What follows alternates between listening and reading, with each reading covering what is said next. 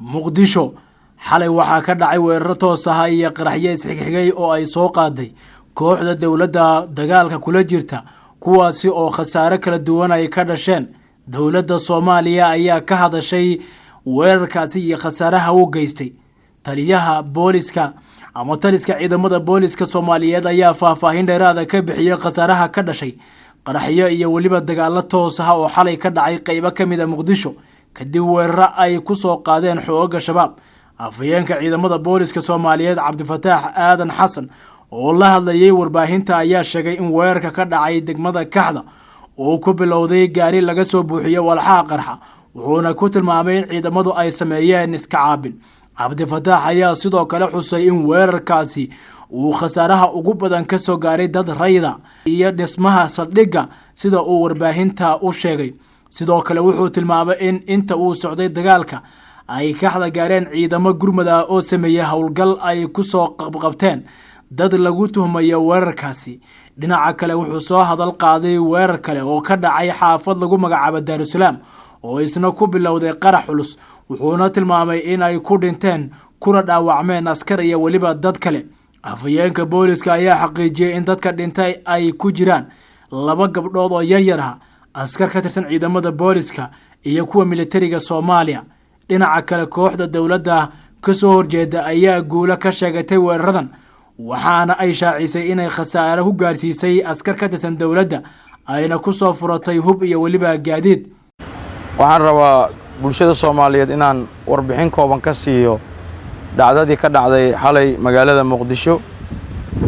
xalay abaarasaq dhexe laga bilaabo 6 saac iyo 51 daqiiqo ayaa waxa gaari waxyaabaha qarxa lagu soo rakibay iyo kooxaha nabadiidka qoliyo ka tirsan ay weerar ku qaadeen saldhigga degmada Kaxda oo ay saldhiggii ku weerareen waxayna ku waxyeeleeyeen dadka bulshada ahaa saldhigga ka agdhawaa iyo saldhigga naftirkiisa. muhiimadda degmadaas loo weerarayna waxay ahayd degmada oo barbariyaan dambe waday horumar dhanka iskaashiga ah dhismooyinka iyo wadooyinka oo inta badan bulshada Soomaaliyeed ay ku bogaadisay degmadaas Kaxda horumarka iyo dhismooyinka ay sameynayaan. kooxaha nabadiidkana waxay aad u dhibsadaan horumar iyo nabad meel laga sheegay waa sababtaas kaliya sababta degmada Kaxda loo weeraray. waxaana ka hor tagay geesiyaasha ciidanka booliska Soomaaliyeed ee naftooda u huray difaaca bulshadooda iyo badqabka bulshada Soomaaliyeed. waxaana goobtaasi ka dhacay dagaal faraha la isku saaray ciidanka booliska Soomaaliyeed oo isku gurmaday waxa la sii baacsanay kooxaha nabadiidka ilaa gobolka Shabeellada Hoose iyo meesha iska galaan gobolka Banaadir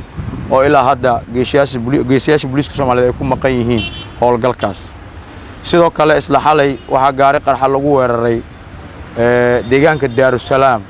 oo asagana ka mid ah goobaha bulshada Soomaaliyeed ay horumarka u aragto goobaha laga bartilmaameedsado horumarka ka socda magaalada Muqdisho dhismooyinka wadooyinka iyo nabadda iyo damaashaadka bulshada ay u aado. intaas waaye waxa lagu weeraray Daarusalaam waxaana la diidan yahay nabadda iyo horumarka bulshada Soomaaliyeed ay ku dhaqaaqday. goobtaasna waxa waxyeelo ka soo gaartay dad shacab ah oo rayida oo gaaray ilaa 16 qofood dhaawac ah. waxa u xanuun badan Ilaahay ha u naxariistee 2 gabdhood oo yaryar oo goobtaas ku dhintay. Ilaahay naxariistii janahasiga gacanka xaq daran ayaa waxyeelaysay. sidoo kale waxa ku waxyeeloway ilaa 3 askari oo ka tirsan ciidamada qalabka sida booliis military iyo kooxaha ka shaqeeya ammaanka. waxaan ugu digayaa bulshada Soomaaliyeed ma aha wax cabsi nagu beeraya inaan maqalno dhawaqa rasaasta. waxaa nooga qiimo badan in nabadda magaalada Muqdisho ay sugan tahay magaalada Muqdishona ay tahay nabad. kaliya waxa la dhibsanaya waxay tahay horumarka ay ku tilaabsatay magaalada Muqdisho dhanka ammaanka dhismaha horumarka dhaqan dhaqaale waa intaas waxay kooxaha nabadiidka ka dirirayaan. laakiin waxaan u balan qaadaynaa bulshada Soomaaliyeed goob kasto ay joogaan in ciidanka booliska Soomaaliyeed marnaba ka dibcaynin iyo ciidamada qalabka sida guud ahaanba marna ka dibcaynin in dhiigga iyo naftaba loo huro ummadda Soomaaliyeed. ilaa haddana ciidanka booliska howlgalkii wada labada degmaba waa laga howlgalayaa wixii ka soo kordhana waa idin la soo socodsiin doonaa insha Allah waana mahadsantiin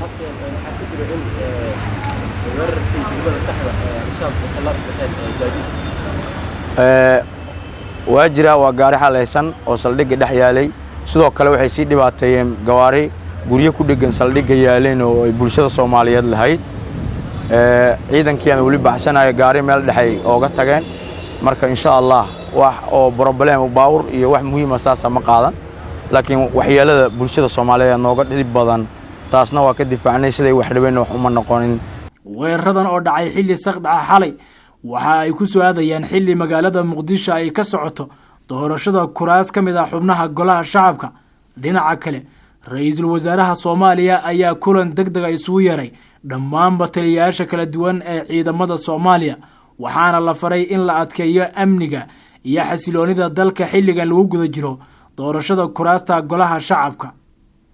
wasiirka amniga oo warbaahinta la hadlay kadib kulankaasi uu ra'iisul wasaaraha la qaatay taliyaasha ciidamada ayaa faahfaahin ka bixiyay waxyaabihii ay ka wada hadleen taliyaasha ciidamada iyo ra'iisul wasaaraha waxaan rabaa inaan shacabka Soomaaliyeed la wadaago in ay isugu yimaadeen kulan hay'adaha amniga kulankaas oo shir gudoominaya ra'iisul wasaaraha xukuumadda Jamhuuriyadda Federaalka Soomaaliya dabcan hay'adaha amniga kulankaas waxay uga hadlayeen arrimo la xiriira amniga waan ka xunnahay wixii dhacay xalay magaalada Muqdisho ra'iisul wasaaraha ayaa wuxuu isugu yeeray asigoo ka amba qaadaya ama ka duulaya dardargelinta amniga muddadan lagu guda jiro howlaha doorashooyinka dabcan cadowguna waxay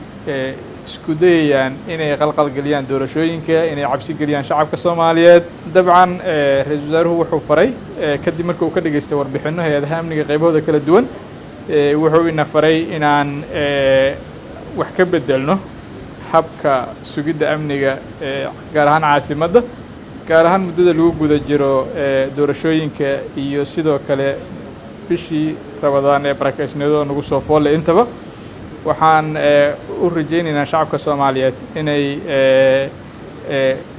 gacan ka geystaan amniga dabcan hay'adaha amniga taageerayaasha ay leeyihiin waa shacabka Soomaaliyeed runtii qayb fiican ayayna ka geysteen haddana waxaan rajaynaynaa inay hay'adaha amniga kaaliyaan ama ay kaalmeeyaan waxaan rabaa shacabka Soomaaliyeed inuu xaqiijiyo dabcan dhacdooyinka dhacay waa saameyn ay yeesheen oo dadaan jecelnahay oo ah gaar ahaan hay'adaha amniga ayaa waxyeelo soo gaartay guud ahaan sida uu la wadaaga booliska dalku qasaarada shacabka soo gaartay waa ay koobneed laakiin waxaa jira dhismayaal iyo oo dumay ama burbur soo gaaray oo ay leeyihiin ciidanka booliska Soomaaliyeed warbixintaas oo dhameystiran waxaan filayaa in uu boolisku la wadaago shacabka Soomaaliyeed waxaa arki doonaa isbedel mug leh oo ka muuqan doona haddii Allah wadalay ka raali noqdo habka sugidda amniga caasimadda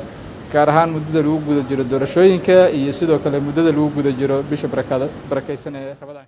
dhinaca kale ciidamada booliska ee Harmacad ayaa la sheegay in falal ay kula kaceen wariyaal doonaya inay soo tabiyaan waxyaabihii iyo dhacdooyinkii xalay ka dhacay degmada Kaxda ciidanka Harmacad ayaa isugu daray jirdil iyo xarig sharci darro ah qaar ka mid ah suxufiyiinta ka howlgala warbaahinta madaxa bannaan ee magaalada Muqdisho oo isu diyaarinayay tabinta dhibaatadii ka dhalatay weerarkii xalay lagu qaaday saldhigga degmada Kaxda wariyaasha xarigga iyo tacdiyada loo geystay ayaa aaday saaka degmada Kaxda ee gobolka Banaadir si ay u soo tabiyaan warar ku saabsan weerarkii xalay ka dhacay degmada Kaxda kaasi oo mas'uuliyadiisu sheegatay kooxda dawladda ka soo horjeeda ee dagaalka kula jirta ciidamada dawladda iyo kuwa AMISOM ciidanka ku kacay falkan lagu dhibaateeyay suxufiyiinta ayaa waxa horkacayay taliye lagu magacaabo Fanax oo kamid ah saraakiisha ku caanbaxay xadgudubyada ka dhanka xarumaha saxaafadda iyo xuquuqda aadanaha wariyaasha jadidka loo geystay ayaa waxaa kamid ah agaasimaha TV-ga 5TV iyo qaar kamid ah wariyaasha ka howlgala telefishinada Somali Cable iyo Dalsan TV sida ay ogaatay warbaahinta wariyaasha waxaa lagu kala magacaabaa Maxamed Baari Ismaaciil Maxamed Muuse iyo Maxamed Yuusuf Xasan waxay ilaa iyo hadda ku jiraan gacanta ciidanka uu horkacaya Fanax warbaahinta ayaa heshay sawirro muujinaya suxufiyiinta oo laga qaaday qalabkii ay ku howlgalayeen dabadeedna xabadka dhulka loo dhigay isla markaana uu ag taagan yahay taliye Fanax oo horkacaya ciidanka tacadigaasi geystay. qoraal kadib falkaasi oo ay baahisay warbaahinta dowladda ayaa lagu sheegay in la xiray ciidankii falkaasi geystay isla markaana laga qaadi doono tallaabo sharciga lagu marsiinayo. maahan markii ugu horeysay oo ay ciidamada Haramcad sameeyaan falal noocan oo kala. waxaa ka horeeya tacadiyo ay u geysteen qaar ka mid ah wariyaasha Soomaaliyeed. guulwadayntii ku soo dhamaatay kama dhoofi kartid garoonka Aadan Cadde. siyaasiyiin ka mid ah kuwa sida weyn ugu dagaalay madaxweyne Maxamed Cabdullaahi Farmaajo iyo damaciisa siyaasadeed ayaa maalmihii u dambeeyay wajahaya bahdil xoogan. gudoomiye ku-xigeenkii koobaad ee golaha shacabka iyo gudoomiye ku-xigeenka dhanka amniga iyo siyaasadda gobolka Banaadir ayaa 13 iyo 14 bishan doonayay in ay ka duulaan garoonka Muqdisho si ay u doontaan kuraas ay hunguriyeynayeen ayaa laga hor istaagay. bahdilka iyo hortaaga lagu sameeyay Cabdiwali Sheekh Ibraahim Muudey iyo Cali Cabdi Wardheere Caliyare ayaa waxaa ka dambeeyay sida ay sheegeen madaxda Koonfur Galbeed iyo Galmudug. lafta gareen iyo qorqor ayaa waxa ay xulufo siyaasadeed leeyihiin madaxweyne Maxamed Cabdullaahi Farmaajo hase yeeshee midaasi waxba ugama tarin ragga sanadaha badan u sacbatumaya madaxweyne Farmaajo. dadka falanqeeya siyaasadda ayaa arrintan ku micneeyay mid laga baran karo cashir una noqonaysa duruus ay tahay in ay si fiican u dhugtaan ragga uu waqtigu kaga dhamaaday difaaca iyo guulwadaynta madaxda xilka haysa. labada nin ayaa sida muuqata hadda ku baxay in danihii Farmaajo Fahad iyo waliba damacooda siyaasadeed uu isku meel mari waayay. waxaana Farmaajo iyo Fahad ka go'an inay ka cagwareejistaan cid kasta xataa haddii uu yahay guulwadaha xulufada. kuraasta ay rabeen Cabdiwali Muudey iyo Caliyare ayaa waxaa la soo warinayaa in si gaar ah loogu xiray Maxamed Weli Cabdullaahi Sheekh oo reer Australia ah iyo Maha Salaad. si kastaba arrimahan ayaa imanaya xilli laga dayrinayo doorashada golaha shacabka oo noqotay mid magacuyaal ah maadaama inta badan xildhibaanada ku soo baxay kuraasta la doortay ay yihiin kuwa markii horeba loo xiray oo la sii ogaa. kursiga Cabdiwali ayaa maanta lagu doortay magaalada Barawe ee maamulka Koonfur Galbeed. magaalada Barawe